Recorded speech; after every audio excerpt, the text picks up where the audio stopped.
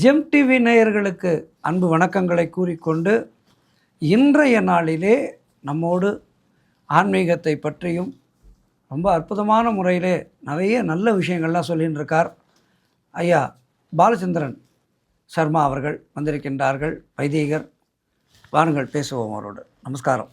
நமஸ்காரங்கள் சுவாமி. நான் பூஜை பண்ணோம், பொருந்தி உட்காந்து பூஜை பண்ணோம், ஆனால் எனக்கு சமஸ்கிருதம் வரல. அப்படி இருக்கும்போது நான் என்ன பண்ணலாம்? இந்த கேள்வி நிறைய பேர்கிட்ட இருக்குது. அதாவது பிராமணர்கள்லேயே நிறைய பேருக்கு சமஸ்கிருதம் தெரியாதவங்க இருக்காங்க. சமஸ்கிருதம்ங்கிறது ஒரு ஒரு முக்கியமான ஒரு வழி அப்படின்னு சொல்கிறா. ஆனால் சமஸ்கிருதம் தெரியலன்னா அது கொஞ்சம் ஒரு சில பேர் கொஞ்சம் கூச்சமாக கூட நினச்சிக்கிறாங்க. இது பண்ணி சுவாமியை நல்லா பூஜை பண்ணுறதுக்கு என்னென்ன பண்ணலாம்? எளிமையான மந்திரங்கள் என்னென்ன இருக்குது அதை சொல்லிக்கணும். ஜெம் டிவி நேயர்களுக்கு எனது இனிய நமஸ்காரங்கள். பொதுவாக சுவாமி அப்படிங்கிற அந்த ஒரு கான்செப்ட் என்னங்கிறத நம்ம புரிஞ்சுக்கணும். இறைவனுக்கு மொழி கிடையாது, இறைவனுக்கு இனபேதம் கிடையாது, எதுவுமே கிடையாது. இறைவன் அப்படிங்கிறவர் யாரு அப்படின்னாக்கா, எந்த ஒரு ஜீவராசியும் கஷ்டம் இல்லாமல் வச்சுக்கணும்னு நினைக்கக்கூடிய அப்பேற்பட்ட ஒரு பெரிய மகத்தான ஒரு எண்ணம் இருக்கக்கூடிய ஒரு தலைவன் தான் இறைவன். தன்னை அண்டி வரக்கூடிய எல்லா உயிரினங்களுக்கும் எறும்பீஸ்வரர்னு ஒரு சுவாமி இருக்கார். ஆமா, திருவெரும்பூர். எறும்புக்கு மோட்சம் கொடுத்தவர். அப்ப இறைவனுக்கு நீ மனுஷன், நீ நாய், நீ பூனை, அந்த பேதமே கிடையாது. நீ பிராமணன் இல்ல, நீ பிராமணன், இந்த பேதங்கள்லாம் கிடையாது. இந்த பேதங்கள் எல்லாம் நம்ம 63 நாயன்மார்கள்ல பிராமணர்கள் யாருமே கிடையாது. ஒருத்தரோ 2 பேரோ தான் பிராமணர்கள். மீதி பேர் எல்லாம் பாத்தீங்கன்னா எல்லா வர்ணத்தையும் சேர்ந்தவங்க தான் இருக்கா.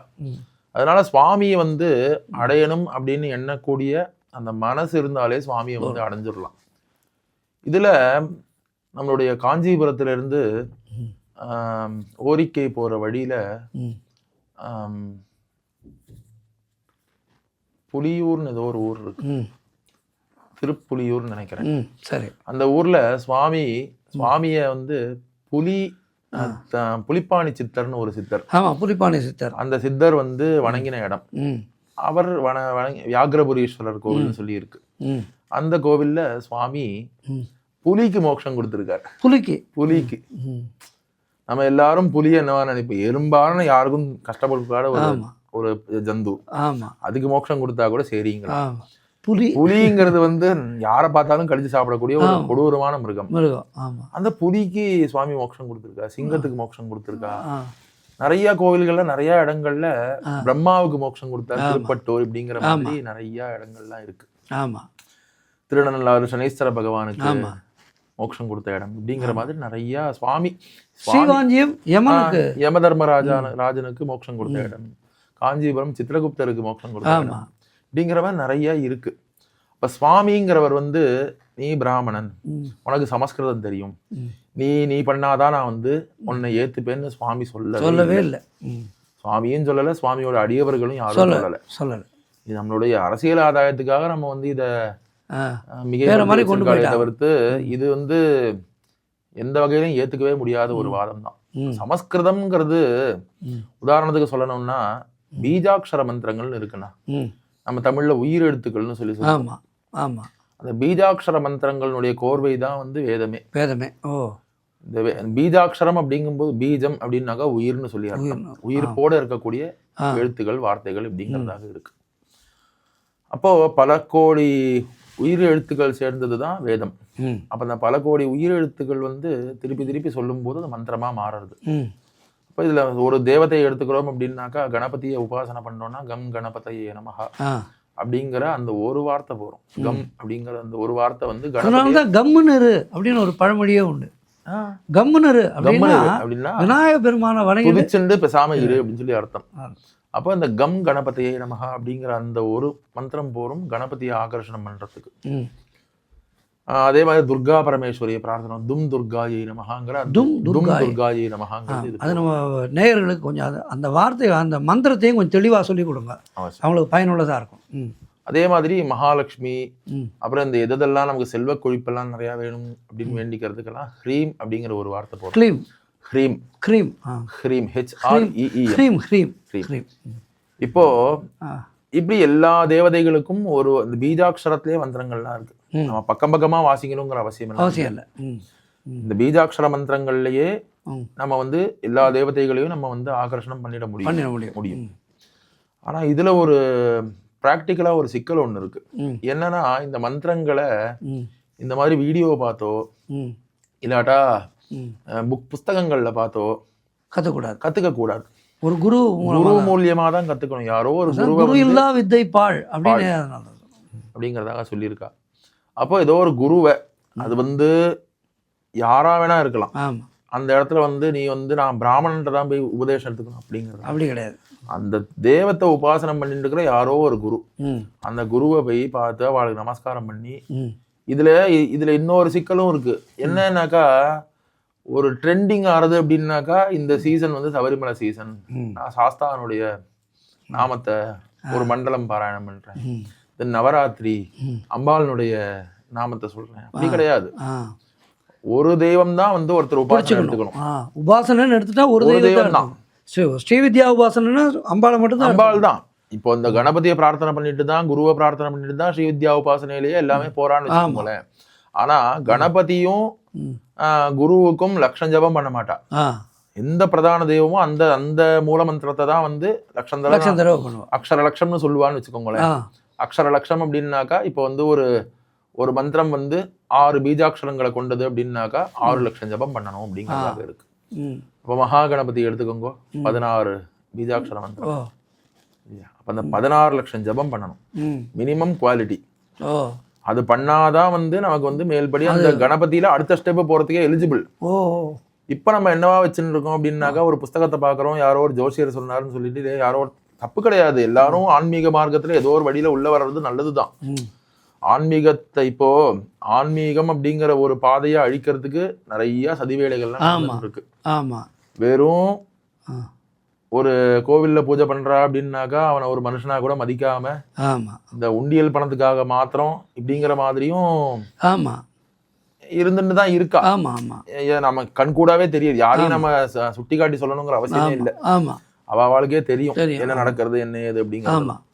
அப்போ அந்த கோவில் அப்படிங்கிறத வந்து கோவிலே இன்னைக்கு நம்ம வந்து வெறும் ஒரு காட்சி பொருளாகவும் ஒரு போக பொருளாகவும் மாத்திரம் பார்த்துட்டு வளர்ந்துட்டு இருக்கிற இந்த சந்தர்ப்பத்துல மந்திரங்களை எடுத்துக்கணும் அப்படின்னாக்கா அதுக்கு நம்ம விரதம் இருக்கணும். விரதம்னா சாப்பிடாம கொள்ளாம அது இல்லை. எடுத்த காரியத்தை முடிக்காம இந்த மந்திரத்தை நான் விடமாட்டேன் அப்படிங்கிற ஒரு தைரியம் இருந்தா மாத்திரம்தான் அந்த ஜபங்களை எடுத்துக்கணும். ஒரு ட்ரெண்டிங்கா இப்ப நான் வந்து பிள்ளையார் சதுர்த்தி வருது, 50 நாள் பிள்ளையாருக்கு ஹோமம் பண்ண போறேன், நான் கம் கணபதியை நமகா பண்றோம் அப்படின்னாக்கா பிள்ளையாரும் அந்த இடத்துல நிற்பாரு. அடுத்து நவராத்திரி வரும், இந்த அம்பாளுடைய மூலமந்திரத்தை எடுத்துக்கிறேன் அப்படின்னு சொல்லிட்டு அதை எடுத்து அது ஒரு 10 லட்சம் ஜபம் பண்ணிவிட்டு அம்பாளுக்கு 16 லட்சம் ஜபம் பண்ணணும் மினிமம். வண்டி ஓட்டுறதுக்கு எல்லாரும் வேணுங்கிற மாதிரி ஜபம் பண்ணணும்னா அம்பாள் வந்து நம்ம கிட்ட பேசுறதுக்கெல்லாம் பல கோடி ஜபம் பண்ணணும். அக்ஷர கோடி ஜபம் பண்ணாதான் வந்து பேசுவா. அம்பாள் வந்து நம்மள்ட்ட பேசுவா, நமக்கு இன்ஸ்டிங்ஸ் எல்லாம் கொடுப்பா. இது பண்ணாதே, இதை பண்ணு, அவளுக்கு இதை சொல்லு அப்படின்லாம் சொல்லுவா. இதெல்லாம் உண்மையிலே நடந்துட்டு நடக்கிறது. ஆனா இது எல்லாத்துக்குமே ஒரு பொறுமை வேணும், எல்லாத்துக்குமே வந்து ஒரு நிதானம் வேணும், எல்லாத்துக்குமே ஒரு வழிமுறைகள்னு இருக்கு. அது பின்பற்றி நம்ம அதுக்குள்ள போகும்போது தான் நம்மளால அதை வந்து முழுமையா அடைய முடியும். இல்லைன்னா என்ன ஆகணுங்கிறத சொல்றேன் பாருங்க. இந்த வாசி யோகம்னு சொல்லி ஒரு யோகம் இருக்கு. எல்லாருமே கேள்விப்பட்டிருக்கோம். ஐயா இதை பத்தி நிறைய விஷயங்கள்லாம் பேசியிருக்கீங்க, கேள்விப்பட்டிருக்கேன். இந்த வாசி யோகத்துல ஒரு பிரச்சனை இருக்கு, ஒரு நல்லதும் இருக்கு. வாசி யோகத்தை வந்து முழுமையா நம்ம பயின்று குரு மூலமா நம்ம பயிற்சி பண்ணும் போது நமக்கு 6ஆம் நிலைன்னு சொல்லக்கூடிய நம்மளுடைய புத்திக்கு அடுத்த நிலை அது வந்து ஓப்பன் ஆகும். நமக்கு இயற்கை வந்து நம்ம என்ன பண்ணணுங்கிறத சொல்லும், நம்ம 100 வயசு வாழ வைக்கும். இந்த மாதிரியான நல்ல விஷயங்கள்லாம் இருக்கு. இதுல இன்னொரு சிக்கலும் இருக்கு. வாசி யோகத்தை தப்பா பிரயோகப்படுத்தினோம் அப்படின்னாக்கா ஒரு 10 நாள் பண்ணிட்டு 2 நாள் பண்ணாம விடுறோம், திருப்பி ஒரு 10 நாள் பண்றோம் இப்படின்னாக்கா பைத்தியம் பிடிச்சிடும் அவளுக்கு. பைத்தியம் பிடிச்சிடும், சுய நினைவை இழந்துருவா. ஓஹோ, வாசி யோகம். வாசி யோகம். அம்மாடி. அப்ப நம்ம இப்போ நம்ம என்ன பண்ணிட்டு இருக்கோம், எல்லாத்தையும் கொஞ்சம் கொஞ்சம் கொஞ்சம் கொஞ்சம் கத்துண்டு அதை ஒரு ஒரு நிலை இல்லாம இப்ப என் தெய்வம் எனக்கு வந்து கையே கொடுக்கல அப்படின்னாக்கா சுவாமி எப்படி கொடுக்கும் இல்லையா? அப்படி நிறைய விஷயங்கள்லாம் இருக்கு. அதனால எந்த ஒரு இப்போ அதே மாதிரி இப்போ நிறைய சந்தேகங்கள் வருது. பொம்மநாடிகள் ருத்ராட்சம் போட்டுக்கலாம். அது நானே கேட்கணும்னு நினைச்சேன். பொம்மநாடிகள் ருத்ராட்சம் போட்டுக்கலாம். ஆனா வந்து அவளுடைய மாதவிடாய் சமயத்துல மாத்திரம் போட்டுக்க வேண்டாம். அப்ப அவுத்து வச்சுக்கலாம். இல்ல நான் ருத்ராட்சம் வந்து எனக்கு எங்க முன்னோர்கள்லாம் நிறைய போட்டுட்டே இருந்தாங்க, நான் போட்டுக்கணும்னு ஆசைப்படுறேன் அப்படின்னாக்கா சிகப்பு கயிறு எடுத்து ருத்ராட்சத்தை போட்டு 2 பக்கமும் முடிச்சு போட்டுடணும். இந்த பக்கம் ஒரு முடிச்சு, இந்த பக்கம் ஒரு முடிச்சு போட்டு கண்டசூத்திரமா கட்டிக்கலாம். கண்டசூத்திரம்னா ஐயா கட்டின்னு இருக்கிற மாதிரி கழுத்தோட ஒட்டி போட்டுட்டோம் அப்படின்னாக்கா நம்ம அது எப்பவுமே கழட்ட வேண்டாம், எப்பவுமே கழுத்துல இருக்கலாம். ருத்ர அக்ஷம் அப்படின்னா என்ன? ருத்ராட்சம் நம்ம பொதுவா சொல்றோம், ருத்ரனுடைய நேத்திரங்கள், கண்கள் அப்படின்னு சொல்லி கணக்கு. ருத்ரனுடைய கண்களை நான் எப்பவுமே பாக்குறதுனால எனக்கு எந்த தப்பும் இல்லையே. ஆனா ருத்ராட்சத்தை போட்டு கண்ட தப்பையும் பண்ணக்கூடாது. நான் முன்னாடியே சொல்லியிருக்கேன், மகரந்த சேர்க்கையை பத்தி பேசினோம் இல்லையா? போன எபிசோட்ல பேசினோம். மகரந்த சேர்க்கையினால வந்து ருத்ராட்சம் போட்டு நான் வந்து இணை சேரலாமானா சேரலாம், தப்பு கிடையாது. அது என்ன, ஒரு ருத்ராட்சம் மாலையா போட்டு தான் வந்து நம்ம எந்த விதமான இதுவும் பண்ணக்கூடாது ஒண்ணு. அதே மாதிரி கெட்ட பழக்கங்கள் பண்றது, அதே மாதிரி தவறான வார்த்தைகள் பேசுறது, இதெல்லாம் வந்து ருத்ராட்சத்தை போட்டு ருத்ராட்சம் அணியும் போது கூடிய மட்டும் பேசுறதே குறைச்சிக்கணும்னு ஒரு சிவனடியார் சொன்னார். உண்மை. பேச்சை குறைக்கிறவங்க தான் ருத்ராட்சம் போடலாம், அதனாலதான் பெண்கள் போடக்கூடாதுன்னு சொல்றேன். விளையாட இதுல நீங்க சொல்லும் போது எனக்கு இன்னொரு தகவலும் எனக்கு ஞாபகத்துக்கு வருது. இது கண்டசூத்திரம்னே பேர். அதுக்கு நியாயப்படி வந்து பெண்கள் வந்து மாங்கல்யமே கண்டசூத்திரமா தான் போட்டுக்கணும் அப்படின்னு சொல்லி சாஸ்திரம் இருக்கு. தனத்துல அது கூடாது. ஆமா, கழுத்தோட தான் இருக்கணும். இப்போ நம்ம இந்த இறை வடிவங்கள் எல்லாம் பார்க்கும்போது அந்த அதாவது சிலைகள் இருக்கு இல்லையா, விக்கிரகங்கள்லாம் இருக்கு, இப்படிதான் இருக்கும். நாளைக்கு யாருக்கும் மாறு வரைக்கும் வயிறு வரைக்கும் தொங்காது.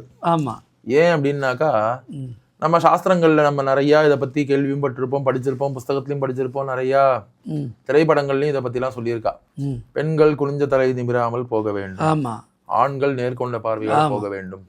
நேர்கொண்ட பார்வையோட போகும்போது ஆண்களுடைய கண்ணுல அந்த மாங்கல்யம் படணுமா, குனிஞ்ச பார்வையோட போகும்போது பெண்களுடைய இதுல ஆண்கள் போட்டுக்கணுமா மெட்டி ஆண்களுடைய இப்ப கூட ஒரு சில தான் இருக்கா. அப்போ இந்த மாதிரி எல்லாம் இருக்கணும்னு சொல்றதுக்கான காரணம் நம்மளுடைய மைண்ட் வந்து திசை மாறி போகக்கூடாது அப்படிங்கிறதுக்காக தான். அப்ப இந்த கண்டசூத்திரமா வந்து இந்த மாங்கல்யத்தையோ இல்ல இந்த ருத்ராட்சத்தையோ போட்டுக்கும் போது நீங்க ஒரே ஒரு விஷயம் மட்டும் யோசிச்சு பாருங்கோ. ஐயா நல்லா பாடுவீங்கன்னு கேள்விப்பட்டிருக்கேன். நீங்க ரொம்ப நேரம் பாடுறீங்க அப்படின்னாக்கா, ஒரு நாள் பூரா நீங்க பாட்டு பாடிக்கிட்டே இருக்கீங்கன்னாக்கா முதல்ல பாதிக்கப்படக்கூடிய இடம் அப்படிங்கிறது கழுத்து தான். நிறைய பாடல்களோ இல்ல நிறைய பேச்சாளர்களோ பார்த்தீங்க அப்படின்னாக்கா கழுத்து நல்லா வீங்கி போயிருக்கும். இந்த இடம் வந்து ரொம்ப வலிக்க ஆரம்பிக்கும். கண்டசூத்திரம் கட்டும்போது பேச்சே வராது. ஏன்னா நம்ம பேசும்போது வலிக்கும் அந்த இடம். கழுத்துல ருத்ராட்சத்தை ஒட்டி போட்டுக்கும் போது நம்மளால ரொம்ப நேரம் பேசவே முடியாது. அந்த இடம் வலிக்க ஆரம்பிச்சிடும், மௌனம் ஆயிடுவோம். நம்ம இப்படிதான் பண்ணிக்கணும். பட் இன்னைக்கு ருத்ராட்சம், கருங்காலி, ஏகப்பட்ட மாலை கருங்காலி இப்ப பெரிய ஒரு ட்ரெண்டிங்ல இருக்குன்னு சொல்லலாம். அது ஒருத்தருக்கும் ஒன்னொன்னுதான் போடணும்னு இருக்கு. நம்ம எந்த இறையை நோக்கி நம்மளுடைய பயணம் இருக்கோ அந்த இறைக்கு சம்பந்தமான வஸ்துக்களை தான் நம்ம மாலையாவோ இல்லாட்டா என்னவாவோ போட்டுக்கலாம். தவிர்த்து ஸ்படிகம் சாதாரணமா போட்டுக்கலாம். ஸ்படிகம் போடக்கூடாது. நீங்க சாதாரணமா எப்பவும் போட்டுக்கணும்னு நினைக்கிறீங்களா, சந்தன மாலை போட்டுக்கலாம். சந்தன மாலை போட்டுக்கலாம். அப்புறம் வந்து வில்வத்தினுடைய அந்த தண்டுல இருந்து பண்ணுவாங்க, அதை போட்டுக்கலாம். இல்லாட்டா துளசி மாலை போட்டுக்கலாம். இதெல்லாம் எப்பவுமே என்ன வேணா பண்ணலாம், எப்பயுமே போட்டுக்கலாம். ஆனா இது ஸ்படிகம் போடக்கூடாது. ஸ்படிகம் வந்து ஆண் தன்மையை பாதிக்கும்னு சொல்றா. அப்படியா? அதனாலதான் 60 வயசுக்கு மேல இருக்கக்கூடியவா, இல்வாழ்க்கையில இருந்து வெளியில இருக்கக்கூடியவா வந்து ஸ்படிகம் போட்டுக்கலாம் அப்படின்னு. ஸ்படிகம் போட்டு எல்லா நேரத்திலையும் போட்டுக்கப்படாது. கூடுமான வரைக்கும் நீங்க பெரியவாள்கிட்டலாம் கேட்டேனாலே சொல்லுவா, கல்யாணம் ஆயிடுச்சுன்னா ஸ்படிக மாலையை கட்டிட்டு வந்துட்டு அப்படின்பா. ஓ, ஸ்படிக மாலை போட்டு, ஏன்னா அது வந்து ரொம்ப குளிர்ச்சி தன்மை ரொம்ப ரொம்ப ஜாஸ்தி. ஓஹோ. ஒரு பொருள் வந்து ஃப்ரிட்ஜில் அந்த டிகிரியில் இருக்கும்போது தான் நல்லா இருக்கும். ஆமாம். -10ல் வச்சோன்னா ஆப்பிள் என்ன ஆகும்? ஆமாம். அந்த மாதிரி ஒன்னொன்றுக்கும் ஒன்று கனெக்ஷன் இருக்கு. எல்லா நேரத்துலையும் போட்டுக்கணும் அப்படின்னாக்கா சந்தன மாலை போட்டுக்கலாம், துளசி மாலை போட்டுக்கலாம், அந்த வில்வ மாலைன்னு சொல்லக்கூடிய அதை போட்டுக்கலாம். அதே மாதிரி நான் முன்னாடியே சொன்ன மாதிரி மந்திர உச்சாடனங்கள்லாம் வந்து கூடுமானவங்க குருவை வச்சு பண்ணிக்கிறது நல்லது. லலிதா சஹஸ்ரநாமம் இதெல்லாமே பீஜாட்சர மந்திரங்கள் தான். இப்போ இந்த லலிதா சஹஸ்ரநாமத்தில் எடுத்துட்டேன்னாக்கா, ஸ்ரீமாதா ஸ்ரீ மகாராஜ்ஞி ஸ்ரீமத் சிம்ஹாசனேஸ்வரி அப்படின்னு இருக்கு. ஆமா, எல்லாருமே சிம்ஹாசனேஸ்வரின்னு சொல்றாளான்னு கேட்டா கிடையாது, சிம்மாசனேஸ்வரின்னு சொல்றா. ஆமா, சொல்லக்கூடாது. இதை யார் வந்து இதை வந்து சரி பண்ணி கொடுப்பானா? குருதான் பண்ணும். அந்த குருவோடைய மூலியமா எந்த ஒரு வித்தையா இருந்தாலும் டைரக்டா நம்ம பார்த்து கத்துண்டு பண்றது அப்படிங்கிறது அது முழுமை அடையாது. நமக்கு முழுமையா கிடைக்கணும்னா ஒரு தெய்வத்தை எடுத்துக்கோங்க. கணபதியா, பிள்ளையார் பிடிக்குமா, கணபதி எடுத்துக்கோங்க போறோம். பாலா திரிபுர சுந்தரியா, அவளை ஒருத்தரை பிடிச்சுக்கோங்க போறோம். 100 சாமியை பிடிச்சுண்டு 100 சாமிக்கும் ஒழுங்கா பண்ணாம 100 சாமியும் கொஞ்சம் கொஞ்சம் கொஞ்சம் கொஞ்சம் ஒரு சார் ஒரே ஒரு புளியஞ்சாதம் சார் 4 கரண்டி போட்டுட்டா திருப்தி ஆயிடும் சார். 4 சாதம் கால் கரண்டி அளவு ஒண்ணுதான், ஆனா திருப்தி ஆகாது. பேசிக்கா இதை விட சொல்ல முடியாது. அதனால ஏதோ ஒன்ன பிடிச்சுக்கோங்க, ஏதோ ஒரு தேவதையை பிடிச்சுக்கோங்க, ஏதோ ஒரு தெய்வத்தை பிடிச்சுக்கோங்க. சுவாமி நீங்க என்ன சொல்றீங்கன்னா, சமஸ்கிருதம் தெரியல அப்படின்லாம் வருத்தப்படாது வேண்டாம். இந்த மூல மந்திரத்தை மட்டும் எடுத்து சொன்னா போறோம் அப்படின்னு சொல்றீங்க. அதனால ப்ராப்பரா நல்ல குரு அவர் காலில் விழுந்து நல்ல ஒரு குருவை பிடிச்சுட்டிங்கன்னா உங்களுடைய ஆன்மீக வாழ்க்கைங்கிறது ரொம்ப இனிதாக இருக்கும். ரொம்ப சிறப்பாக இந்த மந்திரங்களை பற்றி சொன்னீங்க. ரொம்ப நன்றி சுவாமி. ரொம்ப சந்தோஷம். ஜெம் டிவி நேயர்களுக்கும் இதை நடத்தக்கூடிய நிர்வாகத்தினருக்கும் இந்த வாய்ப்பை கொடுத்த என்னுடைய இறைவனுக்கும் மனமார்ந்த நன்றிகள்.